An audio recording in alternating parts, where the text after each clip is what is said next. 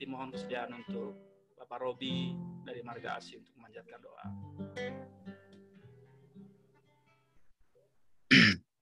Mari kita berdoa.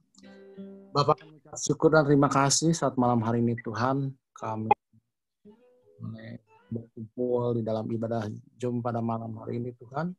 Tuhan, pakai hamba-Mu Bapak Mika Suristiono untuk menjadi saluran berkat kebenaran firman Tuhan, sehingga melalui kebenaran firman Tuhan kami boleh diingatkan, kami boleh dikuatkan, dan biarlah Tuhan memakai hamba-Mu Bapak Mika Suristiono untuk menjadi saluran berkat kebenaran firman Tuhan, dan kami siap mendengarkan firman-Mu Tuhan, hanya di dalam Tuhan Yesus Kristus kami berdoa dan siap membuka hati kami. Dalam nama Yesus Kristus kami berdoa. Haleluya.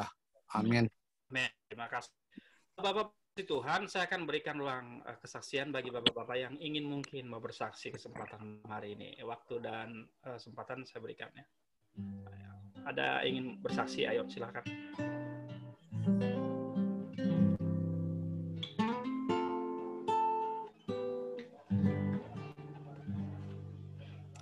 Ada bapak-bapak bersaksi?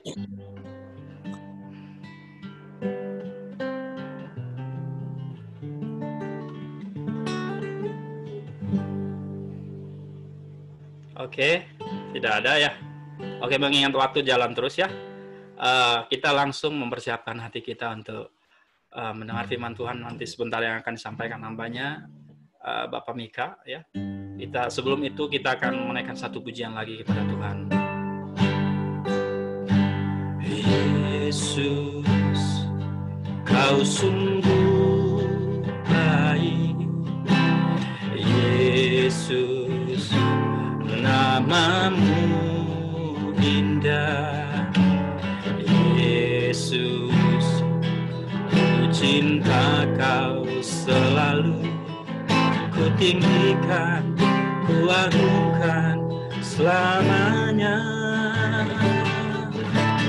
Yesus, Kau sungguh baik.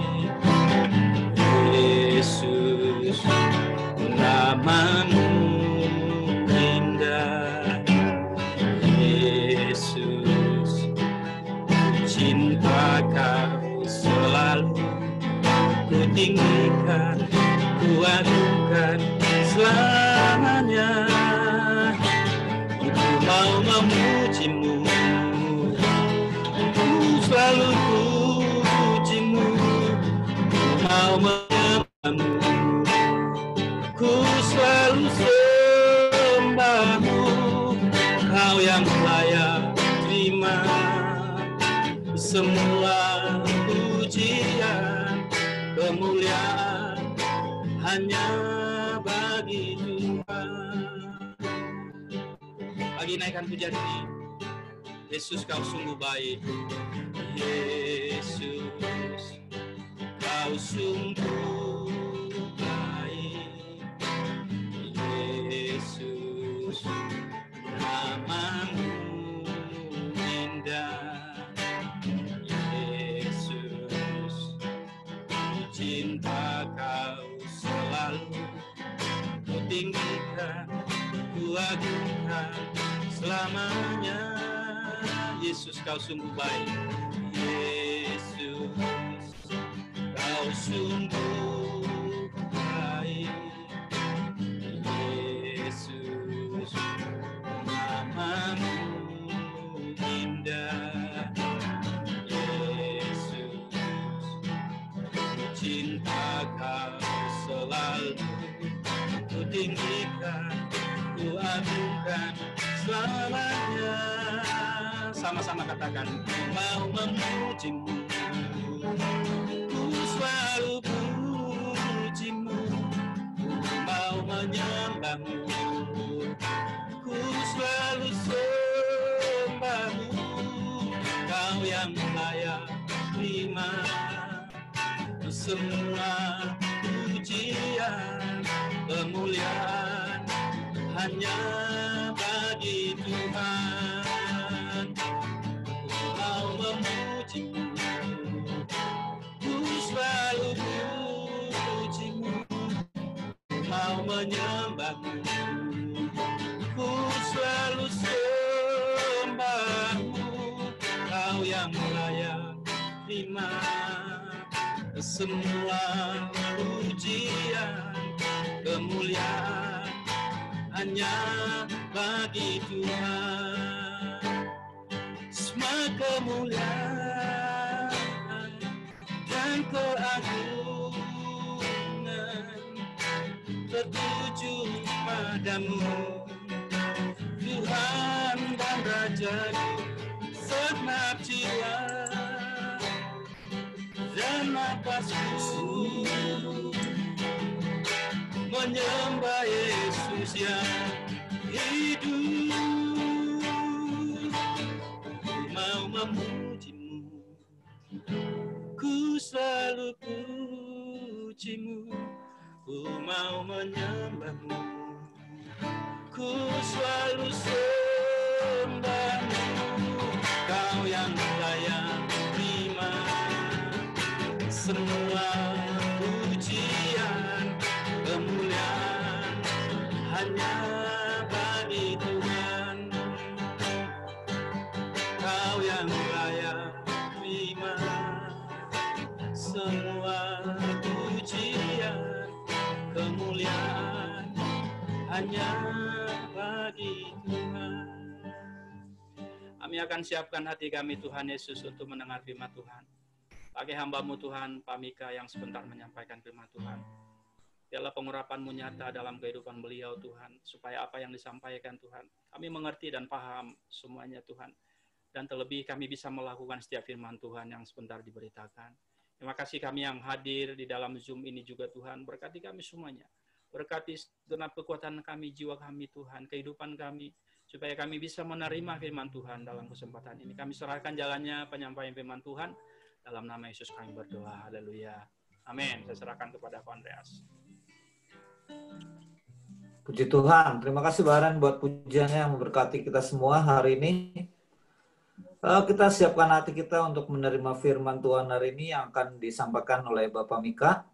Kita punya YouTube channel di mana semua ibadah ini direkam dan nanti akan kita bisa lihat share lewat YouTube channel kita AMC Bandung ya. Jadi kodenya AMC Bandung.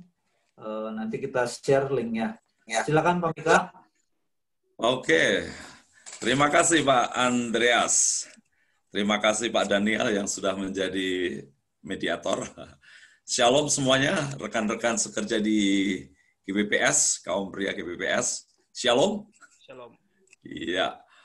Oke, saya siapkan dulu tampilan ini. Ya, sebelum saya menyampaikan porsi firman Tuhan, saya tadi sempat membaca sebuah artikel.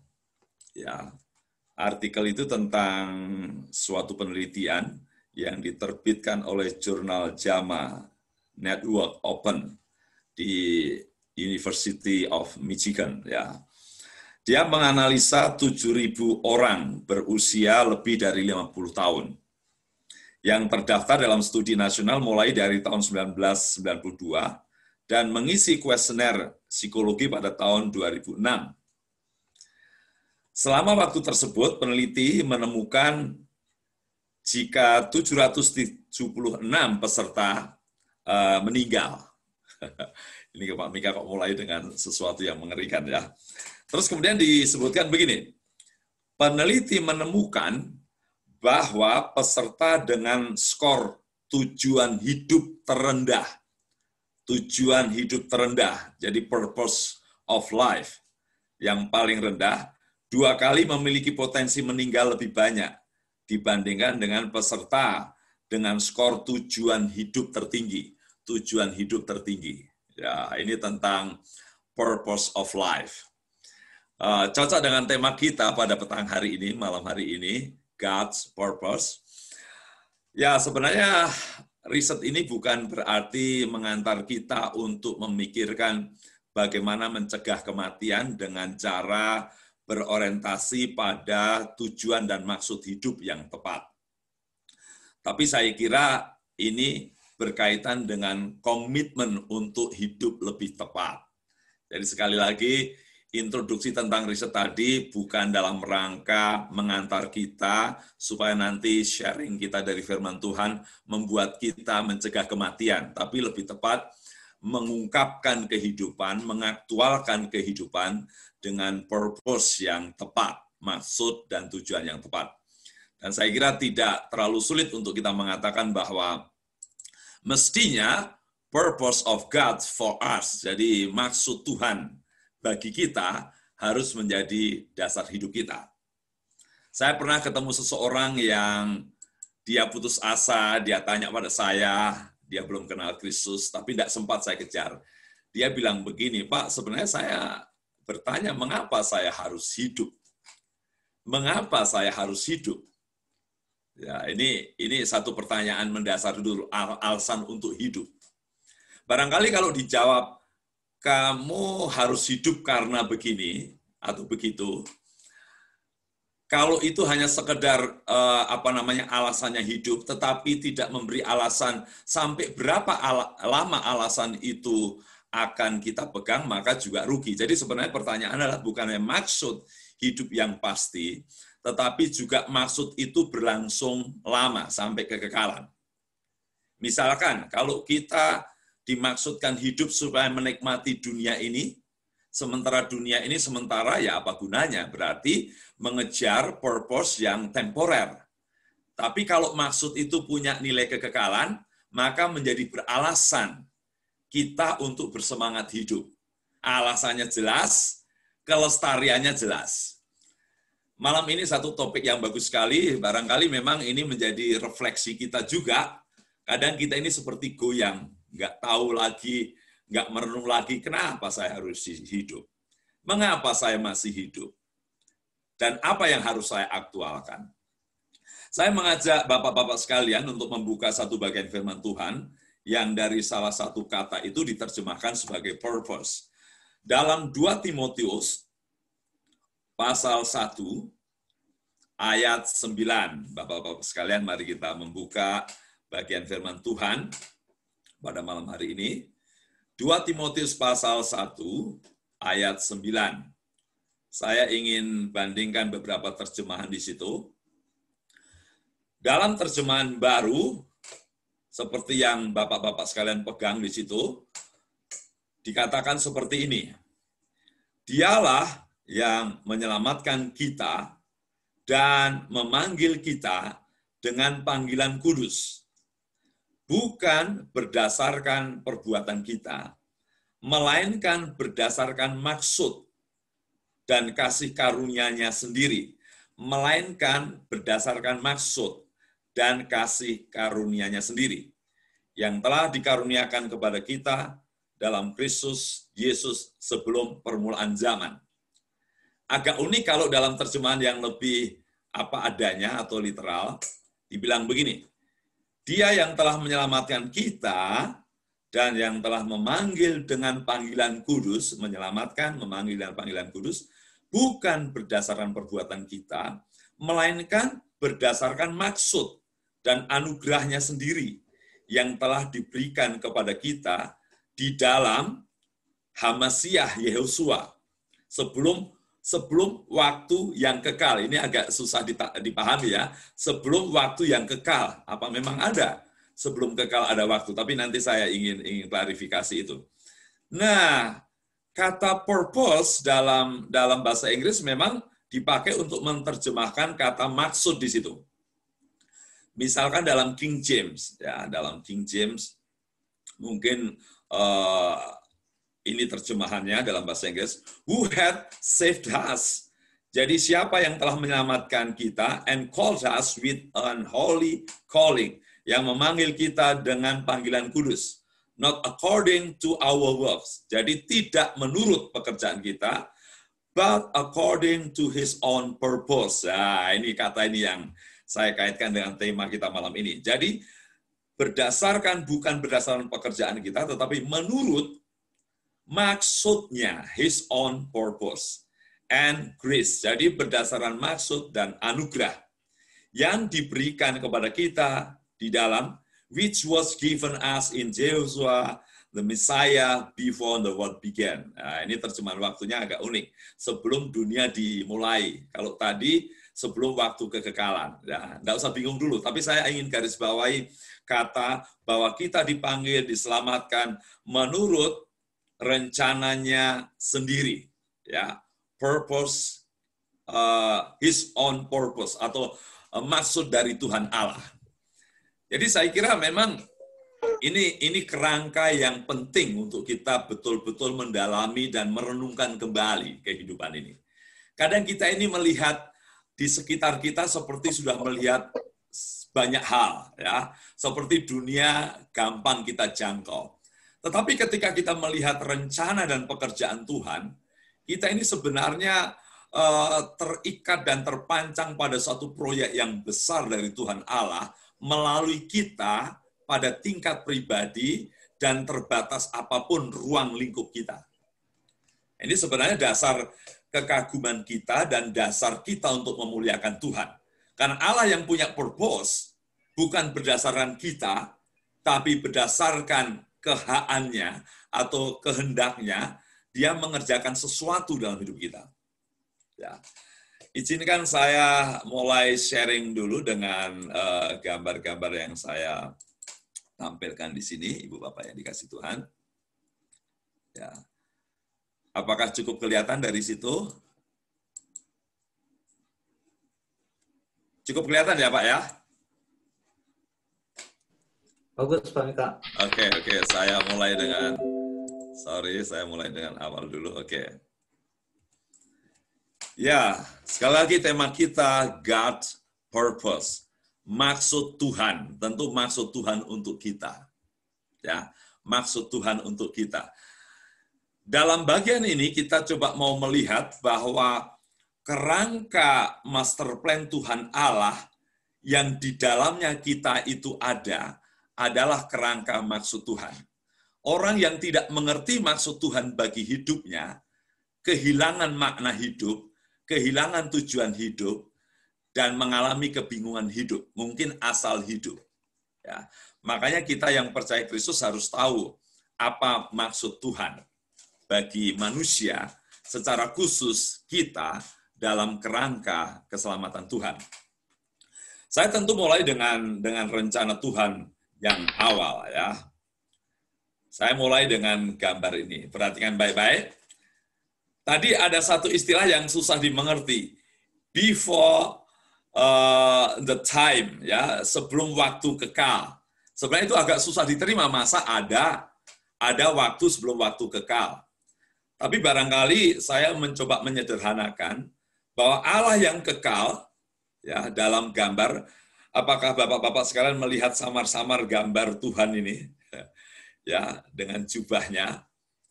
Allah yang kekal, yang tidak dibatasi oleh waktu dan ruang, dia menciptakan ruang dan waktu. Jadi ruang dan waktu kita itu ada di dalam bagian kekekalan. Ya. Jadi bukan berarti ayat tadi bahwa sebelum ada waktu kita. Tapi artinya sebenarnya di situ before the eternal life. Jadi di depan waktu yang kekal itu. Memang sebenarnya kalau kita pikirkan secara sederhana, ruang waktu kita itu ada dalam kekekalan, ya, di depan kekekalan. Kekekalan itu tidak ada batasnya. Jadi kita hanya setitik di depan kekekalan. Nah, sudahlah, tidak usah terlalu pusing ya, karena kita lari kepada maksudnya. Saya hanya ingin mengajak kita merenungkan betapa kita yang ada dalam bagian rencana Tuhan, yang ada dalam ruang dan waktu terbatas itu, Tuhan punya maksud luar biasa. Ya. Makanya Daud pernah berkata, siapakah manusia sehingga engkau memperhatikan? Jadi Allah yang tak terbatas memperhatikan manusia di ruang waktu yang terbatas. Disinilah kita akan menemukan apa maksud Tuhan bagi hidup kita. Tentu kita mulai dengan maksud asali, ya, the original of purpose. Jadi maksud asali dari manusia. Tidak terlalu sulit untuk melihat itu. Saya ingin flashback dulu. Ya. Jelas bahwa manusia diciptakan dengan maksud-maksud yang luar biasa. Itu saya sebut sebagai maksud asali, maksud semula, ya, di dalam ruang dan waktu kita. Ya. Pertama adalah, mengapa Tuhan menciptakan manusia? Untuk apa? Untuk apa? Pertama adalah untuk menikmati kemuliaannya. Ya. Sharing His glory. Jadi membagikan kemuliaannya. Itu tersirat dengan ungkapan, marilah kita menjadikan manusia menurut gambar dan rupa kita. Ya. Saya kira ini bukan sekedar persoalan manusia punya kemiripan dengan Tuhan, tetapi manusia punya kemuliaan Tuhan. Walaupun tidak sama persis. Kalau Yesus pernah disebut sebagai radians Allah, kita juga, Yesus adalah wujud Allah, kesepenuhan Allah, kita gambar. Jadi ketika kita memikirkan Kejadian pasal 1, waktu ada kata, marilah kita menjadikan manusia menurut gambar dan rupa Allah, artinya manusia diciptakan dengan maksud supaya dalam dirinya ada sharing kemuliaan. Ya, dalam dirinya tempat di mana kemuliaan Allah dibagikan. Ya, ini penting. Makanya nggak bisa dipungkirin kalau kita bicara satu sama lain, kita suka bicara betapa cakep, betapa cantik, betapa indahnya kamu. Bukannya semesta, tetapi kamu. Ini pun sudah jatuh dalam dosa. Jadi, Tuhan menciptakan manusia untuk membagikan, menyaringkan, merefleksikan kemuliaannya pada diri manusia. Nah, itu sebabnya tidak bisa kita merendahkan manusia, walaupun sudah jatuh sekalipun. Ya, karena bagaimanapun sisa-sisa yang belum diperbarui, sisa-sisa rahmat itu masih ada. Ya. Kemudian yang kedua, maksud yang kedua apa? Untuk mengemban mandat pengelolaan semesta. Ya, di ayat-ayat berikutnya itu jelas sekali ya. Maka Tuhan memberkati mereka, laki-laki perempuan itu, mereka bersatu untuk reproduksi dan kemudian untuk memelihara alam semesta. Menikmati dan memelihara. Jadi manusia ada menjadi wakil mandataris Tuhan untuk menikmati semesta. Ya. Sekali lagi itu bukan tugas, itu tempelan dalam hidup manusia. Bahwa manusia selalu ada kecenderungan memanfaatkan alam, seharusnya memelihara alam. Ya. Oke? Jadi manusialah yang punya kemampuan itu. Binatang tidak mempunyai purpose dari Allah untuk menguasai dan memelihara alam. Binatang mungkin hanya memanfaatkan. Manusia dipanggil untuk menikmati, memelihara semesta. Yang ketiga, cukup menarik. Kendati pun seluruh makhluk hidup diberi nefas oleh Allah, tapi dalam pasal 2 ayat 7, ya nanti saya kaitkan dengan keseluruhan teks itu, menarik bahwa nefas untuk manusia, nafas untuk manusia, dihembuskan oleh Allah secara langsung. Ya. Apa maksudnya? Ini yang ketiga. Ya. Yang ketiga, kalau kita bicara pada pasal 2 ayat 7 sampai 25, ternyata kehidupan yang diberi nefas itu terkait dengan kelangsungannya juga. Itu dibuktikan dengan pernyataan, jangan sampai kau makan buah terlarang itu, karena kau akan mati. Sebenarnya kalau nggak makan itu pasti lestari. Ya. Jadi kehidupan manusia yang dihembusi nefas Allah punya kekuatan untuk hidup lestari, kekal. Ya, kekal. Tidak sama dengan binatang. Ya, tidak sama dengan binatang. Lagi-lagi manusia ada diciptakan demi menikmati kelestarian, kekekalan hidup, sebagaimana Allah juga hidup kekal, tapi manusia tidak mulai dari kekekalan. Ya, itu yang ketiga. Itu sebabnya saya selalu yakinkan, walaupun ada orang yang berpikir bahwa ya sudah kalau sudah tua nggak bisa apa-apa, tolong jangan minta mujizat untuk hidup. Ada yang begitu ya. Ada seorang pengkhotbah bilang begitu, kalau masih usia 50, sakit, silakan minta Tuhan berikan mujizat hidup.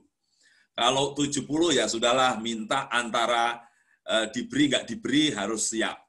Tapi kalau sudah 90, jangan berdoa untuk dapat mujizat bisa hidup 20 tahun lagi. Nah, saya kira ini mindset tentang persoalan maksud Tuhan menciptakan manusia. Sebenarnya Tuhan ingin hidup manusia itu sejak mulai ada, kekal. Tapi keberdosaan mengakibatkan kelestarian itu terganggu dengan kematian. Jadi sebenarnya kematian itu efek dari keberdosaan. Tapi kehidupan lestari itu adalah tujuan Tuhan. Maka saya lebih cenderung setuju begini. Ya sudah sakit separah apapun sih, kalau boleh diberi kesempatan hidup, siapa tahu menjadi berkat. Karena kematian adalah efek dari kejatuhan dalam dosa di Kejadian. Ya. Kemudian yang keempat, nah ini maksud yang mulia lagi, bahwa manusia diciptakan untuk menikmati fellowship dengan Tuhan Allah. Ya, menikmati fellowship dengan Tuhan Allah. Ibu Bapak yang dikasih Tuhan, singkatnya ketika Tuhan menciptakan ruang dan waktu di mana manusia ada, maka di situ kita mendapatkan 4 maksud Tuhan manusia ada. Jangan bilang bahwa karena Tuhan kesepian sehingga menciptakan manusia. Ya. Jadi Tuhan tidak bermaksud mengisi kesepiannya sehingga membutuhkan manusia. Jelas kenikmatan-kenikmatan manusia itu diciptakan Tuhan dalam diri manusia, supaya manusia mengalami hidup yang luar biasa. Itu maksudnya. Ya, biasanya kalau yang bilang bahwa Tuhan perlu manusia itu, kalau yang percaya Tuhan itu tunggal, unitarian. Jadi sebelum ada manusia, Tuhan itu loneliness. Kan gitu ya. Karena nggak ada pribadi lain. Kalau saya sih masih jelas kuat yakin bahwa Allah itu Esa, walaupun dalam keesaan itu ada 3 pribadi. Kita belum tahu wujudnya kayak apa. Sebenarnya tidak ada manusia pun Tuhan tidak pernah kesepian. Tapi yang saya kembalikan kepada maksud Tuhan tadi, jadi manusia diciptakan bukan karena Allah kesepian. Bukan karena Tuhan punya iseng-iseng lah daripada kita hakikatnya bertiga saja, baiklah ada manusia. Tuhan bukan iseng. Ya, Tuhan bukan kesepian, tapi Tuhan dalam rencana anugerahnya. Makanya sebenarnya manusia diciptakan pun itu sebuah anugerah. Mengapa dijadikan manusia? Sebelum jatuh pun itu sebuah anugerah. Coba ibu bapak ya, saya ingatnya di GPPS ibu bapak di situ. Maksud saya seluruh bapak di sini. Coba renungkan baik-baik apa yang Tuhan sampaikan pada kita semua. Sebenarnya kita diciptakan menjadi manusia itu pun, jadi manusia saja, sudah anugerah.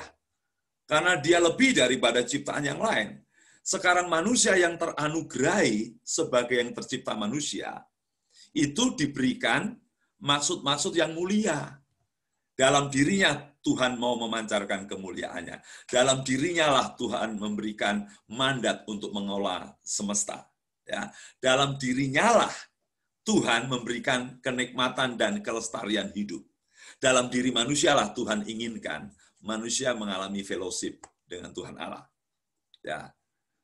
Ya, kalau seandainya kita berandai-andai kalau ini tidak sempat, maksudnya nggak ada dosa, memang ini luar biasa kehidupan manusia. Ya, sangat menyenangkan. Kita saja yang sudah jatuh dalam kemerosotan dunia ini masih suka mengatakan nikmat juga hidup ini ya. Ya, nikmat dalam arti mungkin memandang keindahan, melihat diri kita indah, nikmat dalam arti bisa mengelola alam, nikmat dalam arti bisa menikmati kelangsungan hidup gitu kan. Bisa menikmati fellowship dengan Tuhan. Nah, tentu saya tekankan tadi ya. Jadi dalam 2 Timotius 1:9 tadi, sampai kepada Yesus pun, sampai kita menjadi manusia dan diselamatkan dalam Yesus, itu adalah master plan anugerah Tuhan bagi manusia, apalagi dalam Kristus. Ya. Kemudian next slide, saya coba.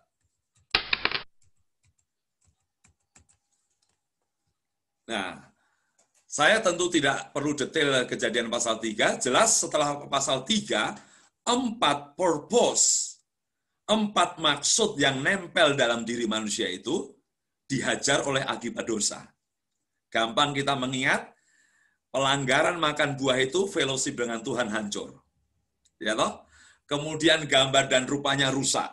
Mengapa? Adam dan Hawa menjadi takut, bukan orang yang mulia lagi, harus ditutupi dengan kulit binatang, harus ditutupi dengan alat-alat, ya. Kemuliaannya rusak, setengah mati dia menguasai bumi, tidak lagi dengan kenikmatan tetapi dengan jerih lelah. 4 perkara tadi yang saya gambarkan sebagai maksud-maksud asali dari Tuhan Allah betul-betul berantakan. Tapi syukur karena anugerah, bukan karena pekerjaan kita, dalam rancangan waktu yang tidak terjangkau, ya, dalam Yesus itulah terjadi pemulihan. Ya. Jadi melalui dan dalam Yesus Kristus pada ayat 10, mungkin saya sambung di ayat 10, Ibu Bapak yang dikasih Tuhan ya.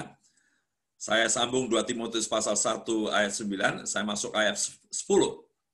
Tetapi yang sekarang telah dinyatakan melalui penampakan juru selamat kita, Yesus Kristus yang diurapi, ketika di satu sisi telah meniadakan kematian dan di sisi lain menghadirkan kehidupan dan ketidakbinasaan melalui Injil. Ini sebenarnya terjemahan paling literal.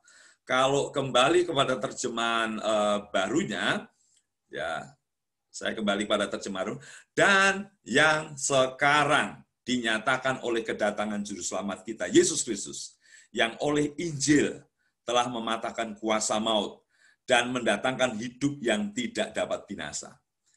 Lihat dari ayat itu, kita sebenarnya menemukan kembali pemulihan. Ya, kembali pemulihan. Saya singgung tadi, gambar dan rupa, sharing kemuliaan rusak. Ya kan? Karena Adam dan Hawa malu, ya harus menutup diri, harus diselimuti, kacau melihat dirinya. Kemudian juga kita melihat yang seharusnya menikmati semesta tanpa kesulitan dan tinggal merawat, kemudian menikmati semesta dengan susah payah. Jelas sekali di situ. Jadi maksud Allah dalam diri manusia rontok. Manusia harus setengah mati. Kemudian tadi saya kembali pada bagian awal juga, fellowship yang luar biasa dihancurkan karena Adam dan Hawa terusir. Ya. Bapak-bapak yang dikasih Tuhan, saya kira ini menarik sekali. Apa yang dilakukan Yesus yang saya sebut di ayat 10 tadi. Di dalam Yesuslah pemulihan maksud itu, mulia itu terjadi.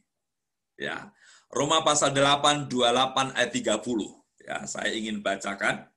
Jelas, kepercayaan kita pada Kristus mengembalikan the original of purpose. Ya, jadi maksud asali itu mulai dipulihkan. Saya mengajak kita untuk melihat Roma pasal 8 itu, Ibu Bapak-bapak yang dikasih Tuhan, ayat 29. Ya. Dikatakan, sebab semua orang yang dipilihnya dari semula, mereka juga ditentukan dari semula untuk menjadi serupa dengan gambaran anaknya, supaya menjadi yang sulung di antara banyak saudara. Dan mereka yang ditentukan dari semula, mereka itu dipanggilnya dibenarkannya, dan mereka yang dibenarkan, mereka itu dimuliakan.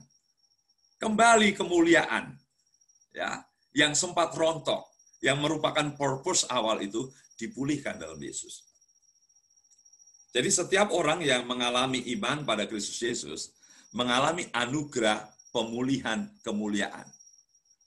Karena Yesus gambar dan rupa Allah, kepenuhan Allah, maka setiap orang yang dibawa kepada Kristus sedang mengalami pemulihan gambar dan rupanya. Ya. Yang berikutnya, pemulihan kemampuan berkarya. Kan tadi ada mandat mengerjakan, mengelola semesta. Ya, mandat bagi semesta ini. Tapi kejatuhan membuat kacau, rusak. Ya. Mungkin kebanyakan manusia menjadi senang eksploitasi, merusak alam, tidak memulihkannya. Karena kejahatan sudah merusak motivasi kerja. Kejahatan sudah merusak semangat dan nilai kerja. Tapi apa yang Yesus lakukan? Mari kita lihat Efesus. Ini purpose yang luar biasa dalam Yesus. Kita perhatikan Efesus pasal 2, ayat 10. Nah, karena kita ini buatan Allah, diciptakan dalam Kristus Yesus untuk melakukan pekerjaan baik. Lihat baik-baik. Ya. Jadi di dalam Kristus itulah kita diciptakan kembali menjadi ciptaan baru. Ya. kata diciptakan di situ memakai istilah yang cukup manis dalam bahasa bahasa Yunani, poema. Kita didesain untuk bisa melakukan pekerjaan baik. Dalam teks asli sebenarnya itu jamak, pekerjaan-pekerjaan yang baik. Artinya every works, pekerjaan apapun, any works, apapun pekerjaan, diberikan kemampuan untuk melakukan pekerjaan yang baik. Yang dipersiapkan Allah sebelumnya. Jadi dalam Yesus Kristus terjadi restorasi kembali, purpose itu. Ya, yang manusia diciptakan tadinya bisa menjadi wakil Tuhan, menjadi mandat Tuhan untuk mengelola alam, memelihara dan menikmati alam, tapi dosa menghancurkannya, Yesus Kristus memulihkannya. Jadi orang yang percaya Yesus Kristus, dia kembali dalam purpose yang sehat. Kita akan terus mengerjakan yang dalam kategori dan kualifikasi baik. Mungkin Bapak-Bapak sekalian bertanya, Pak, mengapa kok pakai kualifikasi baik ya, tidak baik sekali? Saya kira ini persoalan mindset. Ya, jadi ada orang yang mengelompokkan nilai keindahan itu baik dan buruk. Setengah buruk, tidak baik, masuk buruk. Tapi baik, lebih baik, luar biasa, itu masuk baik. Intinya bahwa kita dimampukan untuk itu. Ya. Kemudian berikutnya, Yohanes pasal 1, pasal 3:16, mungkin salah seorang Bapak bisa bacakan 1 Yohanes 5 ayat 11. Ini berkaitan dengan purpose ketiga yang tadi saya sempat lupa singgung ya, bahwa Tuhan maksudkan manusia mengalami kelestarian hidup. Tapi dalam Yesus dipulihkan, salah seorang bisa minta tolong Bapak sekalian, 1 Yohanes pasal 5 ayat 11. Iya Pak, saya bacakan Pak. 1 Yohanes 5 ayat 11, dan inilah kesaksian itu, Allah telah mengaruniakan hidup yang kekal kepada kita, dan hidup itu ada di dalam anaknya. Ya, jelas sekali ya. Jadi didesain dengan maksud supaya manusia berkekekalan atau berlestari hidupnya. Tapi dosa membuat Tuhan menyatakan, karena makan buah ini kau mati. Artinya merosot, ya, puncaknya kebinasaan. Tetapi begitu percaya Kristus, dipulihkan purpose itu. Itu sebabnya orang Kristen orientasinya adalah kekekalan, bukan kebinasaan. Ya. Jadi kita ini, saya selalu katakan juga di khotbah di GPPS, kita ada dalam track kekekalan lagi. Ya, yang tidak binasa, yang tidak mati karena Kristus Yesus. Kemudian yang terakhir, ya jelaslah, salah seorang bisa bacakan Yohanes 14 ayat 20. Ya, fellowship kembali dipulihkan. Salah seorang Bapak boleh minta tolong.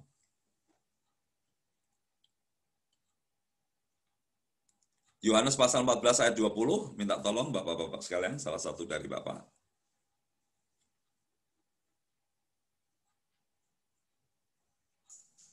Oke, saya akan bacakan, Pak. Silakan Pak Dilipos. Ya, Yohanes 14 ayat 20. Pada waktu itulah kamu akan tahu bahwa aku di dalam Bapakku dan kamu di dalam aku dan aku di dalam kamu.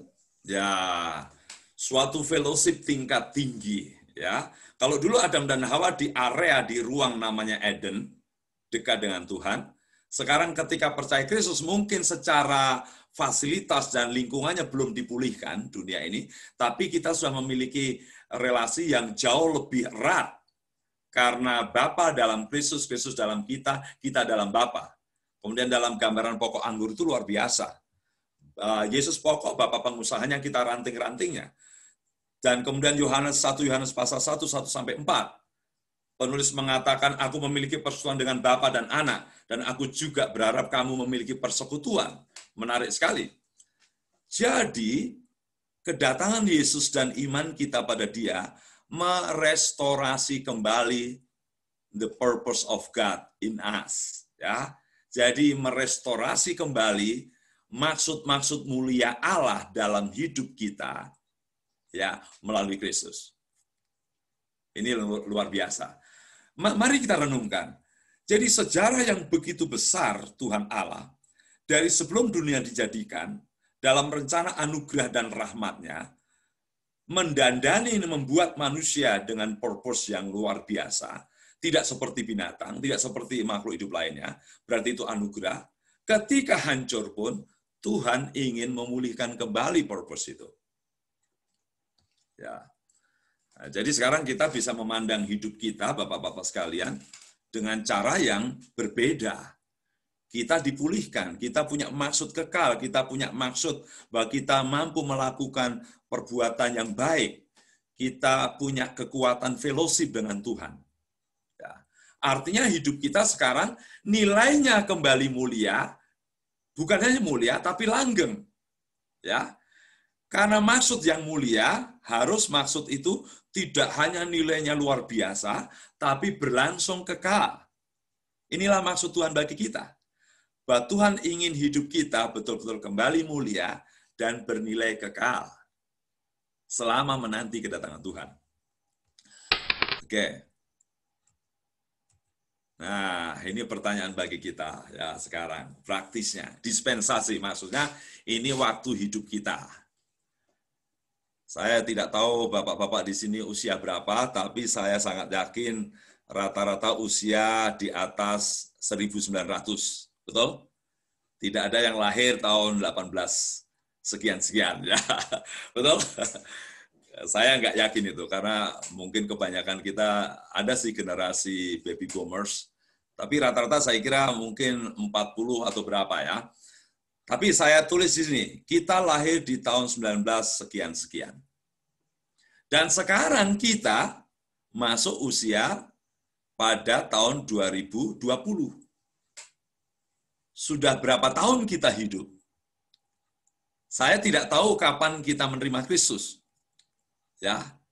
Tapi bisa jadi yang pasti selama waktu kita lahir sampai tahun 2020 tanggal 22 Oktober ini, bisa jadi kita suka kehilangan pengertian akan God's purpose. Kita sering disorientasi, kehilangan orientasi itu. Kita minder, kita takut, kita seolah-olah nggak berguna lagi. Itu satu kekeliruan besar, karena kita sudah tunjukkan tadi bahwa dalam anugerah dan kesetiaan Tuhan, kita ada dalam His purpose, ada dalam rencana dan maksudnya. Oke. Kemudian pertanyaan kita mau sampai kapan, ya kan? Dari sejak tanggal 22 Oktober tahun 2020, kita mau sampai kapan? Ya kan? Kita mau sampai kapan? Pak Filipus sampai mau kapan? Pak Andreas mau sampai kapan? Pak Paul mau sampai kapan? Pak Daniel mau sampai kapan? 80 tahun kah? Moga-moga, ya kan? 90 tahun kah? Harus lebih kenceng doanya, ya kan? Tapi pertanyaan kita, bukan berapa lama lagi kita hidup. Bukan akan sampai usia berapa, dan bukan sekedar menghindari kematian, tapi pertanyaan bagi hidup kita, apakah kita ada dalam orientasi yang benar terhadap purpose, terhadap maksud Tuhan? Apakah kita ini ada dalam bingkai rencana dan maksud Tuhan? Lah kalau kita tidak kembali kepada dalil maksud Tuhan, apa gunanya kita hidup lama, betul nggak? Iya toh? Apa gunanya? Ya, nggak usah kita rindu hidup lama-lama kalau kita disorientasi atas purpose Tuhan. Makanya di sini saya tanya begini, ya, mulai dari sini ya, merah ini. Bukan bergaya ini, supaya lebih menjadi variasi bahasa. What I am looking for. Sekarang apa sebenarnya yang sedang saya cari? Ya toh? Kalau maksud Tuhan jelas dalam hidup kita, pencarian kita benar. Tapi kalau kita tidak punya gambaran maksud dari Tuhan, mungkin kita mencari sesuatu spekulasi. Hidup syukur, nggak syukur, makan syukur, nggak syukur, ya kan? Berbuat diterima, nggak diterima, syukur. Ya, apa yang sedang kita cari sekarang? Apa yang sedang kita lakukan? What I am doing. Apa yang sedang aku lakukan? Terus, where I am going to do? Akan kemana? Ya, akan kemana aku melakukan sesuatu itu? Jadi, Bapak-bapak sekalian, apa yang kita kerjakan sekarang, sampai di usia yang kita harapkan, pertanyaan kita, apakah semuanya terjangkar kepada maksud Tuhan? Ya, Apakah yang kita kerjakan sebagai pancaran kemuliaan Tuhan dalam hidup kita? Apakah yang kita kerjakan selalu yang baik, lebih baik, terbaik? Atau seadanya, sesuai dengan maksud yang dipulihkan tadi? Apakah kita mengerjakan dalam kerangka fellowship kita dengan Tuhan? Apakah kita mengerjakan dalam rangka untuk kekekalan, bernilai kekal, atau hal-hal sementara? Mari kita renungkan itu. Ya. Jadi tidak ada gunanya kita hidup kalau kita tidak mengarah kepada God purpose. Tuhan punya maksud dalam hidup kita yang sudah dipulihkan dalam Yesus. Ya, oke. Maka itu pertanyaan kita. Terus memancarkan kemuliaan dalam konfirmasi dengan Kristus, artinya cocok dengan gambar dan hidup Kristus. Ya. Kita bukan hanya nampang, tapi tampang hidup kita serupa Kristus. Kita menjaga kelestarian hidup, kelanggengan hidup ini. Walaupun sebenarnya tidak bisa langgeng ya, tapi paling tidak kita menjaga kehidupan. Dengan cara apa? Memelihara generasi yang sesuai dengan gambar dan rupa Allah, anak-anak kita. Kemudian apakah kita berjuang sebaik-baiknya dalam kualifikasi yang baik. Kita tidak lagi berpikir, apakah kita sebaiknya bekerja? Tidak lagi itu pertanyaannya. Pernyataannya adalah kita harus bekerja sebaik-baiknya. Ya, jadi tidak lagi kita berpikir seharusnya kita bekerja dengan baik, tidak lagi seperti itu. Kita seharusnya bekerja sebaik-baiknya. Ya. Kemudian itu terakhir ya, sebelum kita sharing. Berbuat dan bekerja sebaik-baiknya bagi kemuliaan Tuhan Yesus dalam Tuhan Yesus bukanlah tugas dan peraturan. Ya, garis bawahi, apa yang kita lakukan sebaik-baiknya bukan tugas dan peraturan, tetapi gaya hidup Kristen. Karena kita sudah dikembalikan maksud kemuliaan dalam diri kita, kita sudah dikembalikan untuk menjadi pengerja dan pengelola semesta, servanthood of God. Ya, dengan pekerjaan yang bagus, kita sudah dikembalikan untuk bisa menjaga hidup ini lebih lestari dengan cara fellowship dengan Tuhan Allah.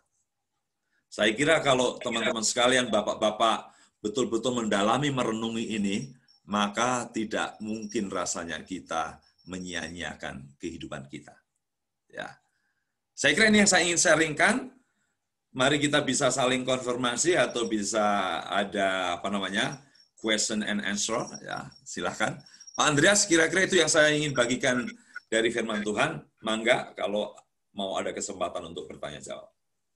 Oke, terima kasih Pak Mika buat berkat firman Tuhan yang sudah disampaikan. Sambil menanti pertanyaan-pertanyaan Pak, kita akan putarkan satu pujian. Amen. Sambil break dulu sebentar Pak. Silakan teman-teman, ada yang mau bertanya, mau sharing lewat kolom chat, atau nanti bisa langsung aja live ya sama Pak Mika. Kita akan dengarkan satu pujian.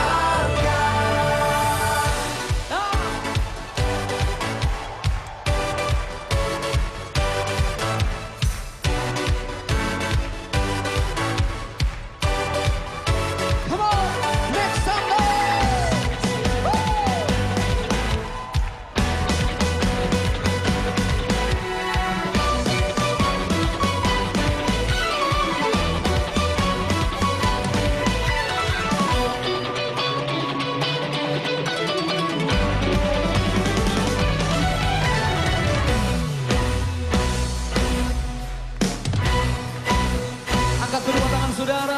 Kami rindukan kuasa lawatan-Mu, kebangkitan pasti terjadi. Oh, oh, oh. Datanglah dan berkata, Tuhan berkuasa, segala hati bersatu. Pujian yang terbaik, naikkan pujian, melengkapi madrakan, mujizatnya.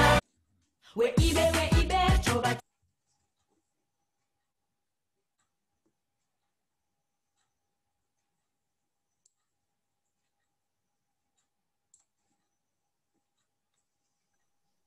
Ya, itu pujiannya. Amin. Ya, kita langsung aja. Buat teman-teman yang sudah mempersiapkan diri buat bertanya, saya cek dulu kolom chatnya. Belum ada. Silakan, ada yang mau sharing atau bertanya? Pak Beno, langsung. Ya, langsung. Terima Silakan. kasih Pak Andreas. Pujiannya yang menyemangati saya pada malam hari ini bahwa that's our God. Tetapi ada iklannya ya, jadi barusan saya nyanyi juga, tersendat sama iklan. Terima kasih Pak Mika yang saya hormati. Sami-sami, Pak. Selamat malam semuanya, rekan-rekan pria sejatiku, dimanapun Anda berada, baik di Indonesia Timur, halo apa kabar? Indonesia Tengah, juga Indonesia bagian Barat, kita sudah menikmati akan kuasa Tuhan malam hari ini lewat hambanya Bapak Mika.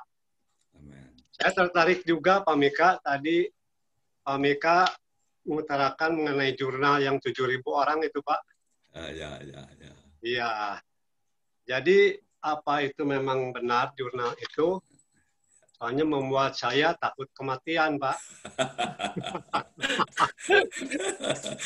Tapi mudah-mudahan tidak ya, Pak. Ini cuma jurnal buatan manusia. Ya. Tapi kalau buatan rancangan Allah lebih indah ya, Pak. Amin.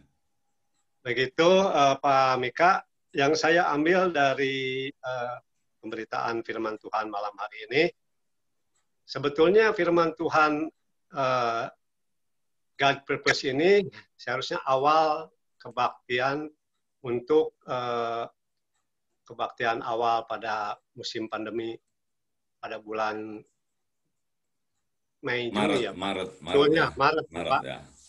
Ini soalnya menguatkan semua. Jadi ini sesuatu yang basic sekali Pak.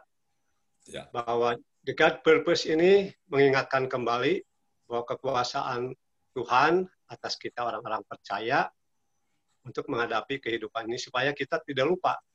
Ya yang saya tambahkan begitu Pak. Amin. Cuman saya ambil dari Kejadian 1 ayat 1. Yes. Itu maksud Tuhan dan planning Tuhan. Di situ ada Tuhan merencanakan, berarti ada maksud Tuhan untuk kita orang-orang yang percaya. Untuk menyadarkan bahwa Tuhan itu Allah yang berkuasa atas kehidupan di dunia ini. Tetapi yang saya mau pertanyakan, Pak, kenapa ada pelanggaran-pelanggaran yang dilakukan oleh orang-orang yang sudah percaya, sudah mengetahui bahwa Tuhan itu berkuasa, the big power, seperti di Kejadian 23 ya Pak, ada pelanggaran yang dilakukan oleh kedua orang yang sudah Tuhan ciptakan. Ya, yang pasal 3. Ya, nah ini kenapa Pak? Soalnya kan Tuhan sudah menciptakan segala fasilitas bumi dan segala isinya. Tentunya Tuhan di situ juga menerapkan ada planning untuk manusia, ada controlling, ada managingnya untuk pengaturan gimana hidup manusia, dan terakhir ada guiding dan tuntunan untuk kehidupan manusia. Tetapi masih ada pelanggaran yang dilakukan oleh manusia tersebut, Pak, sampai pada hari ini. Nah, itu pertanyaan dulu, yang satu dulu, Pak. Oke. Pak Mika bisa menjelaskan lebih jauh. Terima kasih, Pak Mika. Ya, kelihatannya Pak Beno 1 dulu, akan 5 Pak ya. Ada 10 Oke, Pak, oke. ada 10. Terima kasih Pak. Ya, ya, Pak. Pertama-tama mungkin tadi dimulai dengan yang bagian-bagian belakang. Terima kasih buat responnya. Mengapa banyak orang Kristen masih melanggar? Saya kira saya kembali kepada cara pandang orang Kristen terhadap dirinya dan terhadap orang lain yang tidak dikuasai oleh God purpose ya. Seringkali kita memandang orang itu menurut kacamata kita dan ukuran kita. Tidak usah orang lain lah, mungkin anak juga ya. Jadi ketika kita tidak meletakkan seseorang, apalagi sudah percaya Kristus dalam kerangka rencana Tuhan, saya kira tidak kebetulan ya, tadi di Timotius mengatakan di depan waktu kekekalan. Mengapa sih harus ada keterangan waktu itu? Menarik. Tuhan mau menarik para pembaca firman Tuhan, supaya kalau memikirkan anugerah itu bukan hanya ketika menerima keselamatan, tapi memikirkan rencana yang luar biasa. Oh ternyata Yesus datang, kita terima Yesus, kita menjadi berharga itu dari sebelum dunia dijadikan pun dalam kemahatauan Tuhan, dalam pekerjaan Tuhan, Tuhan sudah memikirkan. Ya, bukan hanya rombongan tapi pribadi. Saya kira terlalu banyak orang Kristen krisis harga diri, memandang dirinya di dalam rencana Tuhan yang begitu megah dan ajaib. Ya, ini salah satu kekuatannya. Jadi saya suka sederhana, mungkin ketemu mahasiswa, saya belajar. Dengan memahami purpose, saya katakan hidupmu itu berarti loh. Kalau kita ketemu orang, ya tidak usah orang lah, anak kita atau istri, kita berani berkata, kamu sangat penting dan berharga. Ngomong begitu saja sudah membuat istri anak kita tersanjung hidupnya dan semangat hidup. Ya, ini penting. Jadi maksud mulia Allah itu seharusnya mewarnai pikiran orang percaya sehingga tidak underdog, tidak kecil, tidak merasa kecil dan kemudian tidak hidup semaunya. Kalau kita ada dalam payung kemuliaan Tuhan tadi, kita seharusnya makin kecil potensinya untuk berbuat dosa. Ya, coba Bapak nanti mulai di rumah ya, kalau ketemu anak, kamu itu bagian dari sejarah rencana Tuhan. You are very important, kamu sangat penting kepada istri. Kadang kan istri atau anak kita penting, nggak penting kan bagi kita, bukan di hadapan Allah, betul nggak? Ya nggak? Karena kita selalu membuat orang itu kecil di depan kita, tapi kita jarang meletakkan orang, istri, anak kita di depan rencana Tuhan yang akbar dengan maksud yang mulia. Ya, saya kira itu yang kita kembangkan. Jadi artinya Bapak-bapak ini yang praktis ya, mulai hari ini kita sendiri berbangga, bersyukur. Oh ini toh rencana akbar Tuhan itu dalam hidup saya. Ya, Pak, kemudian berkaitan dengan riset itu, memang riset itu bisa benar. Orang yang tidak punya orientasi tentang maksud dan tujuan hidup yang mulia, dia lebih minder. Kalau dia tidak punya gambaran maksud mulia Tuhan, dia lebih underdog, Pak. Potensi dia mengalami psikosomatis. Bisa benar. Jadi kalau memandang hidup ini kecil, tidak ada gairah, tidak ada maksud mulia, tidak ngerti rencana Tuhan, dia pesimistis potensi itu, Pak. Dan orang-orang begitu potensi sakit. Makanya seharusnya kita memandang hidup ini dalam maksud Allah, supaya salah satu efeknya hidupnya berkualitas. Jadi kita ini tidak hanya menghindari kematian, Pak, tapi kita menghidupkan kehidupan yang mulia berdasarkan purpose Tuhan. Ya, betul nggak? Mati itu pasti, tapi kita jangan takut mati kalau kita hidup benar, gitu ya. Kalau hidup kita mulia. Kalau kita malah sering takut mati, kemudian tujuan hidup dan orientasi hidup kita rendah, tidak berkualitas, ya memang betul itu riset itu, Pak. Tapi kalau orientasi tujuan hidup kita seperti apa yang Allah mau, rasanya kita lebih bertahan hidup. Lepas dari ada penyakit, ada godaan, ada pandemi, ya Pak ya. Kemudian terakhir, mengapa Pak di Taman Eden itu bisa terjadi pelanggaran? Ya inilah nyentriknya ya. Setan jatuh di sorga, betul? Manusia jatuh di hadirat Tuhan. Jadi itu artinya satu, betul, manusia itu dengan kehendak bebasnya seringkali tidak mau di-coaching, di-mentoring, dikontrol Tuhan. Ingin mandiri. Ya toh? Jadi di dekat hadirat Allah pun orang bisa melawan Tuhan loh, hati-hati ya. Kalau tidak mengerti maksud Tuhan membimbing, mendampingi kita, ya, jangankan di Taman Eden, di tahta Allah pun iblis bisa, Lucifer bisa menentang Tuhan. Gitu Pak ya kira-kira. Jadi makanya kita sebagai ciptaan Tuhan selalu ada dalam posisi tunduk dan taat kepada firman dan kebenarannya, karena firman itulah yang memberikan gambaran siapa kita. Ya, kendati pun dalam hati kita sering kepengin beda. Ya, beda yang melawan Tuhan itu beda kehancuran. Ya, oke. Terima kasih, Pak. Ya, atau mungkin begini Pak Mika, itu Ya, Pak.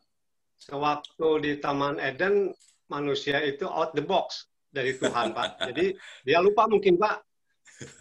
Atau begitu Pak? Ya, boleh saja berspekulasi dia lupa, tapi agaknya belum ada penyakit lupa. Saya lebih melihat ketertarikan atas buah itu ditopang godaan si setan, kebablasan tertarik. Ya, tertarik itu kan bagus, betul nggak? Tapi kebablasan dari kontrol Tuhan, ya memang unik juga ini. Buah yang tidak boleh dimakan itu kok ya menarik gitu ya.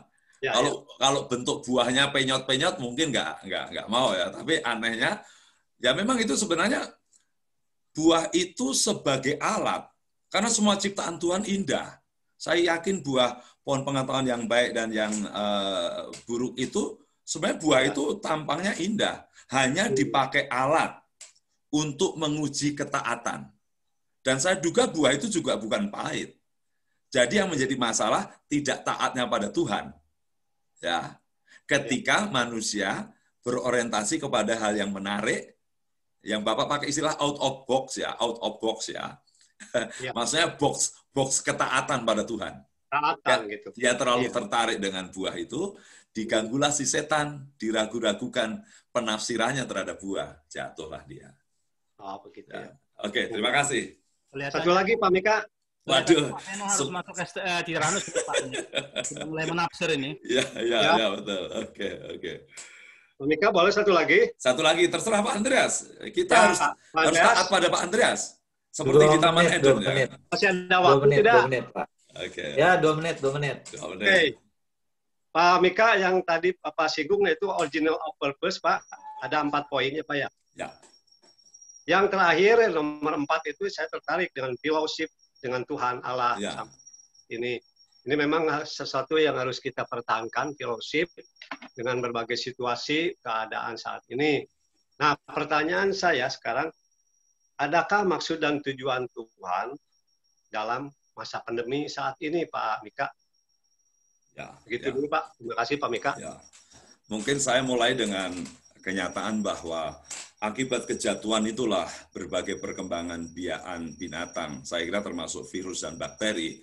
Originalnya sudah ada ya, tapi modifikasinya macam-macam. Kalau kayak anjing itu sekarang ada jadi anjing ini, anjing itu sudah ada. Tapi jelas bahwa Tuhan belum menyingkirkan semua semua gangguan di semesta yang merosot ini. Bahkan memang di mana itu di Matius pasal 24 pun Tuhan sudah beritahu pada akhir zaman akan muncul bukan penyakit sampar itu istilahnya, sebenarnya wabah-wabah penyakit. Artinya begini, sebenarnya kenyataan wabah-wabah penyakit ada itu nggak bisa dipungkiri. Ya, kita berdoa untuk ada penyembuhan boleh, tapi bisa jadi loh COVID ini nggak hilang. Siapa tahu muncul menjadi mutasi baru, ya kan? Ya.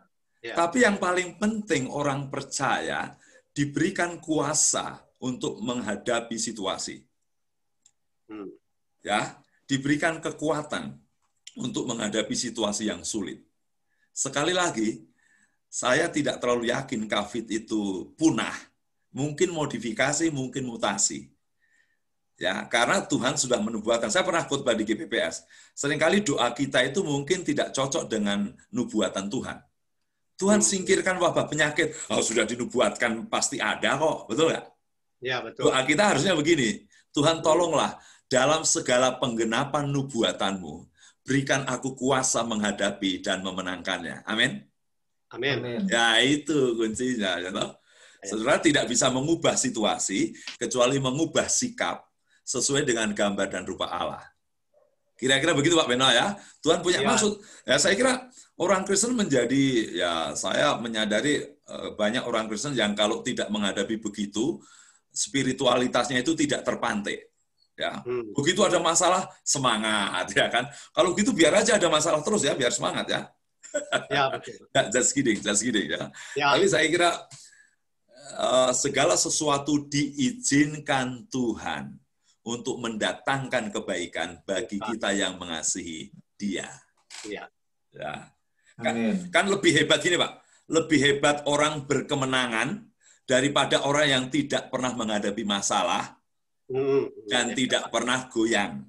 Ya, Ya. lebih hebat orang yang berkemenangan dalam menghadapi masalah daripada tidak pernah ada masalah dan orang itu tidak pernah strong hidupnya. Terima kasih Pak. Begitu aja Pak Ya, Andreas. terima kasih Pak Mika. Keep Oke. strong. Ya, keep on Ya, fire, keep on. makasih Pak Mika. Pak Beno, pertanyaannya nanti private aja ya. Ya, Ditambah. siap, Ya, siap. oke, Pak Andreas. Terima kasih. Siap. Panas nih. Oke, terima kasih. Teman-teman yang lain keduluan sama Pak Beta. Jadi kita nanti bisa lewat grup, nanti saya sampaikan ke Pak Mika kalau masih ada pertanyaan. Siap. Saya Japri bisa lanjutkan Japri. aja acara kita. Foto Iya, bisa bersama. Japri, Pak ya. Makasih Pak. Selamat bergabung, ini ada Pak Pendeta Nathanael Lim. Oh, Selamat Pak bergabung Nathanael. Pak dengan ibadah kita. Ini Pak Oke, Nathanael kita yang di lanjutkan. GPT ya. Saya persilakan Pak Daniel. Ya, guys, luar biasa. Puji Tuhan. Terima kasih Pak Mika. Sama-sama Pak Daniel. Firman Tuhannya yang luar biasa, memberkati kita semua. Ya, saya harapkan Pak Beno tidak takut lagi. Ya, Ya, amin. dan Mohon dukungannya. karena begini, saya pernah baca satu buku, ya seorang penulis buku berkata bahwa tragedi dalam kehidupan ini bukanlah kematian, tetapi ketika kita meleset daripada tujuan Tuhan. Ya. Ya. Jadi tragedi kehidupan ini bukan kematian, tapi ketika kita meleset daripada tujuan Tuhan. Tidak ada hidup ini dalam tujuan Tuhan. Tadi ada statement yang Pak Mika boleh memberkati saya, bahwa tidak ada gunanya kita hidup kalau kita tidak sesuai dengan tujuan Allah, ya, tujuan Tuhan. Tadi Pak Mika sampaikan itu. Tidak ada gunanya kita hidup kalau tidak sesuai dengan Tuhan. Ya, yang menarik, hampir mirip, saudara ya. Nah, ya, melihat bahwa memang ketika kita meleset dari tujuan Tuhan, seperti dosa, ya, dosa itu kata aslinya kalau nggak salah, Pak Mika betul dia harmatia ya. Ya, hamartia, betul. Berarti kan meleset dari sasaran Tuhan ya. Walaupun sedikit sekali meleset, tetap dosa. Nah, dosa. Makanya kalau kita hidup tidak dalam tujuan Tuhan, itu berarti kita sudah meleset ya. Ya itu berarti berdosa. Ya, oleh sebab itu kita mau kembali kepada original intention, original purpose atau tadi apa? Asali ya, apa? Tujuan asal daripada Tuhan. Amen. Karena dalam Kristus ya kita bersyukur Tuhan restorasi hidup kita dengan hal-hal yang dulunya tujuan Allah yang sudah hilang karena dosa dikembalikan di dalam Yesus. Ya sungguh luar biasa firman Tuhan yang boleh memberkati kita semua. Saudara, ya sekali lagi terima kasih Pak Mika. Nah, Sami-sami. minggu depan itu temanya itu God's image. Ya ini. Ya ada saling kaitannya God's image. Jadi gambar daripada Allah. Imago Dei. Ya, saudara. Ya, tujuan apa gambar daripada Allah. Ya, saya harapkan ya para pria-pria yang ada malam hari ini bisa bergabung minggu depan. Ya. Dan tetap kita semangat ya walaupun di saat-saat pandemi seperti ini, tapi hati kita mari ya sesuai firman Tuhan kita terus mencari kehendaknya, rencananya, tujuannya dalam hidup kita. Amen. Keep spirit, keep spirit. Keep spirit, keep health. Amin. Keep on spirit. Ya, saya kembalikan kepada Andreas. Ya, terima kasih Pak Daniel. Pak Daniel, ini untuk rencana webinar saya umumin hari ini juga. Silakan. Oke, saya kasih share dulu.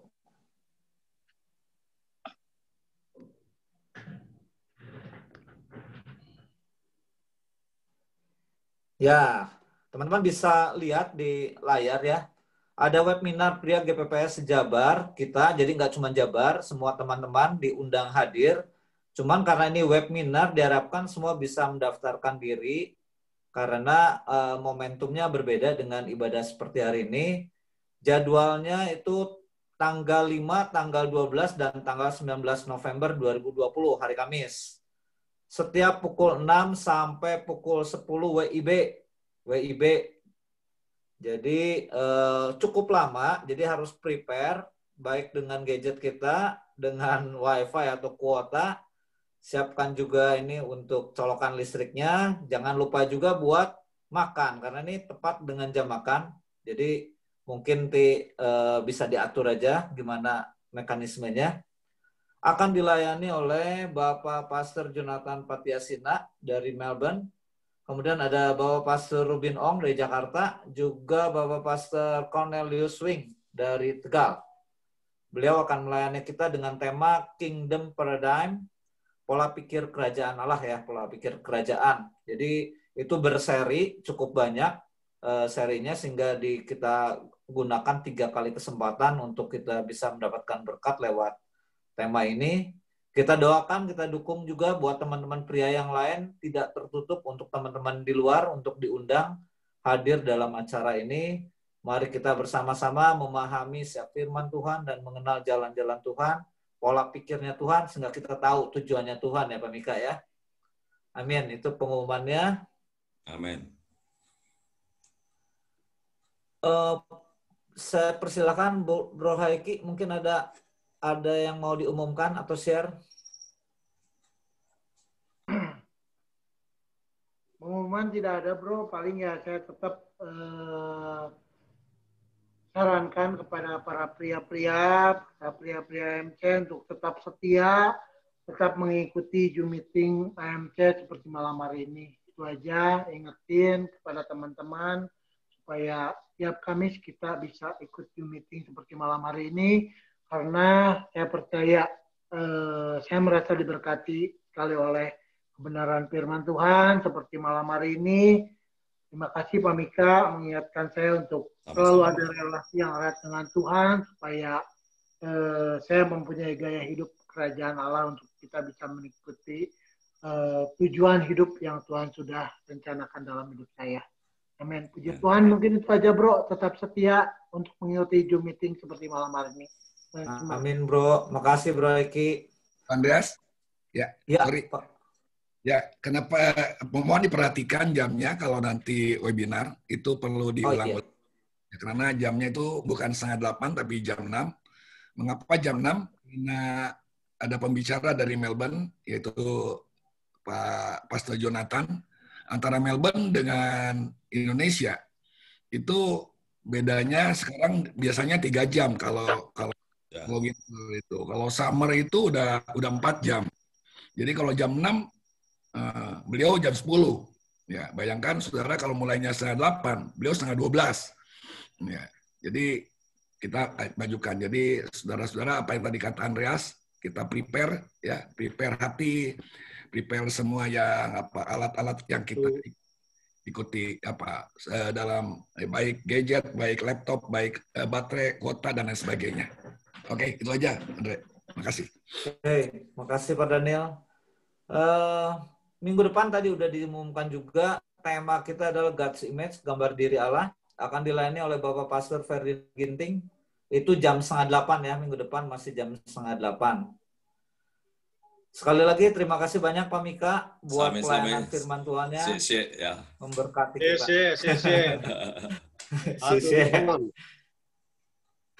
Terima kasih juga Bapak Baren yang sudah memimpin pujian buat kita, memberkati pujiannya buat kita semuanya.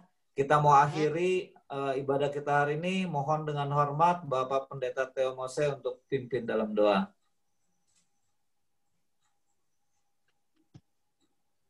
Oke, mari kita berdoa.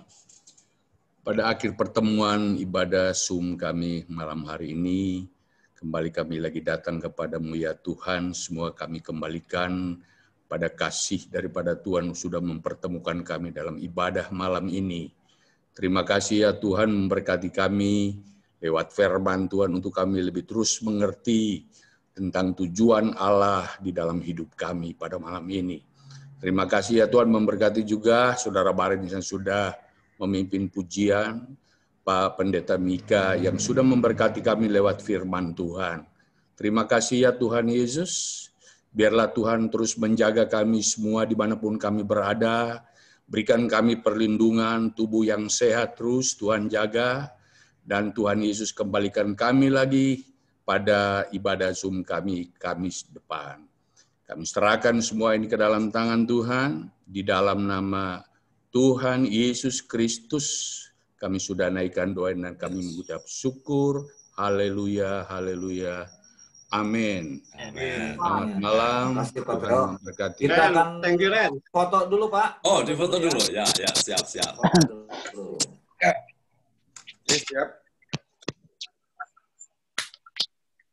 Layar pertama. 1, Ya, siap. 2, 3. Layar kedua. 1, 2, 3. Oke, baik. Oke. Udah ya. Terima Oke, kasih. selamat malam Siap, semuanya. selamat Tuhan malam. memberkati. Selamat malam semua. Terima kasih. Pak, makasih. Selamat malam semua. Terima Memberkati kasih. Pak Robi. Malam semua. Paul. Terima kasih Pak Misa. Amin. Selamat malam. Selamat malam. Malam Pak Paul. Malam Pak Ya, selamat Jen. malam semuanya. Teman, selamat malam. Pak Juli. Pak Mika, terima kasih. Amin, Pak. Terima kasih. Terima kasih Pak Mika. Oh ya, Pak Mika, mohon izin Selamat itu malam. yang PowerPoint-nya saya share di grup ya Pak Mika ya. Siap, Pak. Siap sekali. Terima kasih, Pak. Oke, saya live ya. Sampai berjumpa lagi. Ya. Bang Ben. Jangan lupa tidur. Pak Beno tadi kan naon we managing, guiding jeung naon deui? Naon, mengali bere nyaho. Ah tuh poho aya opat tadi teh naon? Kucing, mengali bere nyaho. Pohonya nu kalimana poho teh disebut. Garding. Managing, guiding, terakhir pusing. Terakhir, odading. Hoarding. Kurang loading. Terakhir, odading.